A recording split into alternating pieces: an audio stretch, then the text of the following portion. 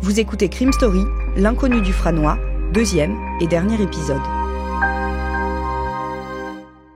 Le jeudi 15 décembre 2016, le corps d'une jeune femme nue et défigurée est retrouvé dans une forêt du Jura par des bûcherons. L'autopsie ne permet pas de savoir qui elle est, mais établit qu'elle a été poignardée. Mais ce sont les nombreux coups qu'elle a reçus au visage qui l'ont tuée. Près d'un an plus tard, les enquêteurs pensent tenir une piste fiable. Celle d'une prostituée roumaine qui était arrivée en Suisse 4 semaines plus tôt et dont les proches ont signalé la disparition au même moment. Damien Delseny, à la connaissance des enquêteurs, cette femme n'avait pas de raison de disparaître, d'autant qu'elle exerçait sa profession légalement en Suisse puisque la prostitution n'est pas prohibée. En Suisse, la prostitution est une activité réglementée. Les prostituées d'ailleurs se déclarent de manière officielle et elles sont reconnues officiellement par les autorités. Donc, quand on est prostituée en Suisse, il n'y a pas vraiment d'idée de clandestinité. Donc, elle n'a pas de raison de disparaître comme ça.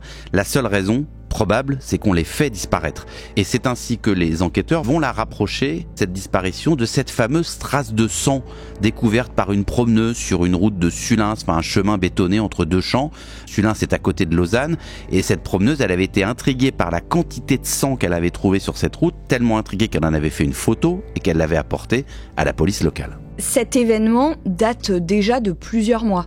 Oui, mais c'était juste après la disparition de cette jeune Roumaine et ils vont quand même, la police, réussir à localiser l'endroit exact où la photo de cette trace de sang avait été prise et ils vont se lancer dans une opération assez incroyable. Ils vont aller carotter, c'est-à-dire creuser à cet endroit le béton, puisqu'au moment où ils viennent sur place, la trace de sang, elle a disparu, elle est plus aussi apparente qu'elle l'était plusieurs mois avant. À l'œil nu, on voit rien, donc ils vont faire un forage, en quelque sorte découper ce béton un peu comme un millefeuille, couche par couche, ce qui est une vraie prouesse technologique. On peut penser que ça va absolument rien donner. Quel est le but exactement de cette opération ? En fait, les enquêteurs, ils sont face à une espèce d'équation. Il y a un corps en France découvert dans une forêt du Jura qu'on n'arrive pas à identifier. De l'autre côté de la frontière en Suisse, on a deux choses. On a une prostituée, une jeune femme qui a disparu depuis le mois de novembre 2016 et on a une trace de sang très importante découverte sur un chemin. L'idée de toute cette opération, c'est de savoir s'il y a un lien entre la prostituée qui a disparu en Suisse, la trace de sang et le corps de cette femme inconnue découverte dans une forêt du Jura.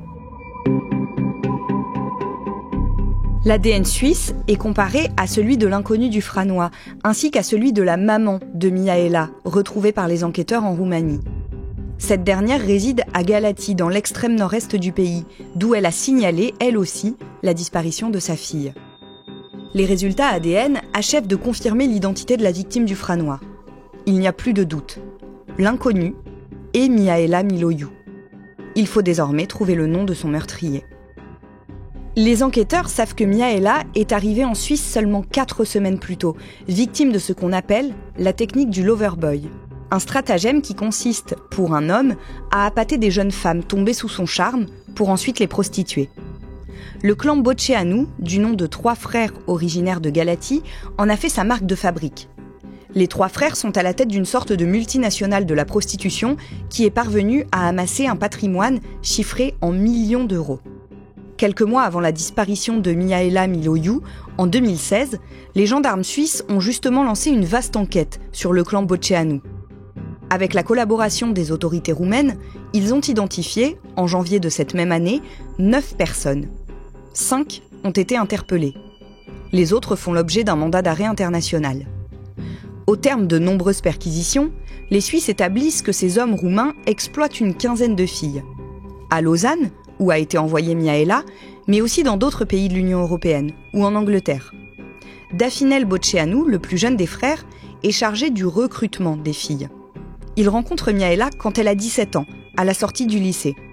Jeune fille issue d'un milieu modeste, ayant grandi à la campagne à 15 km de Galați, elle est une élève décrite comme sérieuse. Elle commence avec Dafinel une liaison qui pour elle ne peut être que l'amour fou. Mihaela abandonne ses études.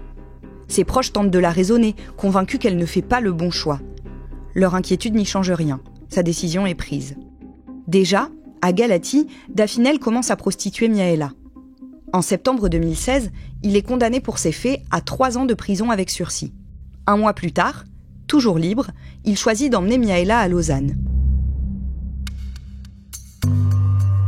Damien, évidemment, cet homme est suspecté par la police d'avoir tué Miaela.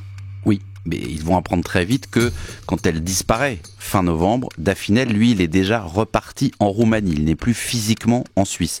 Donc c'est un alibi imparable. Il ne peut pas être le meurtrier de Miaela. En revanche, les enquêteurs se posent la question de savoir si il peut pas avoir commandité le meurtre ou la disparition de Miaela. Donc ils vont quand même le placer sur écoute.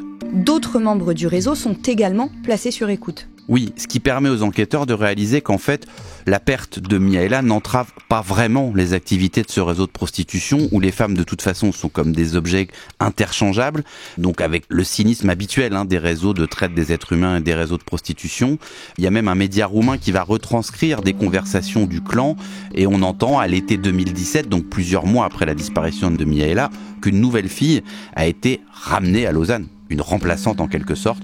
Donc les prostituées sont de toute façon un élément commercial, un objet commercial, donc on s'attache pas tellement au côté affectif de la chose. En parallèle de cette enquête sur la vie de Miaela et ses conditions d'arrivée en Suisse, les gendarmes de Besançon explorent une autre piste. En tout cas, ils vont s'attacher à essayer d'identifier ce fameux ADN, cet ADN masculin, qui a été découvert sur le corps donc de Miaela quand il a été découvert dans la forêt. Alors, on l'a dit, cet ADN, il est muet au niveau du fichier national des empreintes génétiques françaises, donc c'est quelqu'un qui n'est pas connu, mais c'est évidemment un élément fondamental parce que, c'est une piste importante pour les enquêteurs. En découvrant cet autre ADN dans les traces de sang, les gendarmes de Besançon en avaient déduit que l'agresseur de la jeune femme s'était blessé en perpétrant son crime. En parallèle des recherches pour identifier Miaela, ils contactent les hôpitaux du secteur. Ils se retrouvent alors avec une longue liste d'hommes admis pour des blessures compatibles à cette même période. Au fil des mois, leurs investigations permettent de faire le tri et de resserrer les mailles du filet. Au bout de plusieurs mois, ce travail de fourmi les amène à s'arrêter sur un cas en particulier. Dans la nuit du mardi 29 au mercredi 30 novembre 2016, un homme s'est rendu à l'hôpital de Pontarlier, à une 60aine de kilomètres du Franois, pour une blessure à la main qui a nécessité plusieurs points de suture. Le mardi 7 novembre 2017, près d'un an après le meurtre de Miaela, Alexandre Verdure, un travailleur frontalier de 31 ans qui vit dans le secteur, est interpellé. En garde à vue, face aux enquêteurs, il nie les faits qui lui sont reprochés. Cet agent de sécurité, gendarme de réserve, justifie ses blessures à la main par une toute autre histoire. Alexandre Verdure explique avoir percuté un chevreuil en voiture et avoir décidé de l'achever à coups de poing. Des coups de poing portés si forts qu'il s'est blessé et a eu besoin de plusieurs points de suture. Les enquêteurs récupèrent son ADN et le comparent à celui retrouvé dans la forêt. Ils correspondent. Alexandre Verdure tente une nouvelle explication. Il admet connaître Miaela. Il reconnaît même avoir eu une relation sexuelle avec elle. Un rapport tarifé dans la nuit du 29 au 30 novembre 2016 à Sulins. Mais selon lui, à l'issue de ce rapport, 2 hommes seraient arrivés. L'un des 2 aurait menacé Alexandre, tandis que l'autre aurait tué Miaela, sous ses yeux. Les 2 hommes lui auraient ensuite intimé l'ordre de faire le nécessaire. Il aurait donc chargé le corps dans sa voiture et serait allé s'en débarrasser dans cette forêt du Jura. Damien, est-ce que ce scénario présenté aux enquêteurs est crédible ? Pas trop. D'abord parce que il est un peu rocambolesque, les 2 hommes en noir qui viennent, qui tuent devant un client une prostituée, qui lui disent après débrouille-toi pour te débarrasser du corps. C'est une version qui est quand même difficilement crédible. Et puis surtout, il y a des preuves qui ont disparu. Le couteau du crime n'a pas été retrouvé. Les vêtements et le téléphone de la victime non plus. Et puis, il y a quand même cette première version qu'il a d'abord donnée de dire je me suis blessé à la main parce que j'ai achevé un chevreuil que j'avais percuté avec ma voiture. Il y a d'ailleurs une expertise qui a été faite de la voiture d'Alexandre Verdure pour savoir s'il y avait eu des réparations à la suite d'un choc, etc. Il n'y a rien sur sa carrosserie de voiture, il n'y a pas eu de réparation. Donc, démarrer par un mensonge pour venir après expliquer que, oui, finalement, il connaît cette prostituée, il a eu un rapport avec elle le soir où elle a probablement été tuée, mais qu'il n'a été que le témoin d'un meurtre et qu'après on l'a forcé à se débarrasser du corps, personne n'y croit et donc il est mis en examen pour meurtre et placé en détention provisoire. Les mois qui suivent, Alexandre Verdure ne change pas de version Qu'est-ce qu'on sait de cet homme ? Qu'effectivement, il n'a pas d'antécédent judiciaire, il n'a pas de casier, ce qui explique d'ailleurs que son ADN était inconnu au fichier national. Alors, dans la vie civile, entre guillemets, il vit en concubinage, il est père d'un enfant, on l'a dit, il travaille dans la sécurité. Il est décrit par ses proches et ses anciens employeurs comme quelqu'un de calme sur lequel on pouvait compter. Il est renvoyé devant les assises et son procès s'ouvre en décembre 2020 devant la cour d'assises du Doubs, 4 ans après le meurtre de Miaela Miloiu. Et il est toujours dans la même position par rapport aux faits, aucun aveu. Il considère qu'il n'est pas l'auteur de ce meurtre, qu'il n'est pas le meurtrier de Miaela. Il reste sur sa version un peu abracadabrantesque de ses proxénètes qui l'auraient forcé à déplacer le corps. Il y a un défilé de proches, notamment ses parents, qui viennent dire à quel point ils ne comprennent pas ce que fait leur fils dans le box, qu'ils considèrent vraiment comme un gentil garçon. Ses avocats vont donc plaider la relaxe. Simplement, il y en a un de l'autre côté, l'avocat général, un responsable de l'accusation, qui lui ne croit pas du tout évidemment à cette version, croit lui dur comme fer à la culpabilité d'Alexandre Verdure, et lui il avance même un mobile en fait pour ce meurtre particulièrement sauvage. Il va évoquer la vie privée d'Alexandre Verdure au moment du meurtre. En fait, Alexandre Verdure à ce moment-là, il vit en concubinage, mais il y a un couple qui est un peu en crise, il y a des infidélités de sa femme, et selon l'avocat général, Alexandre Verdure, il a fait payer à Miaela les infidélités de sa propre compagne. Il explique qu'en fait, Verdure a fait une sorte de transfert de sa haine sur une autre femme. Au terme de 3 jours d'audience, Alexandre Verdure est finalement condamné à 20 ans de réclusion criminelle. 1 an plus tard, le vendredi 24 septembre 2021, la cour d'assises d'appel du Jura se prononce sur l'affaire. Elle reconnaît elle aussi Alexandre Verdure, désormais âgé de 34 ans, comme coupable. Et elle le condamne à 30 ans de réclusion criminelle. C'est la peine qu'il encourait déjà en première instance, et c'est 10 ans de plus que ce dont il avait écopé à l'issue de son premier procès.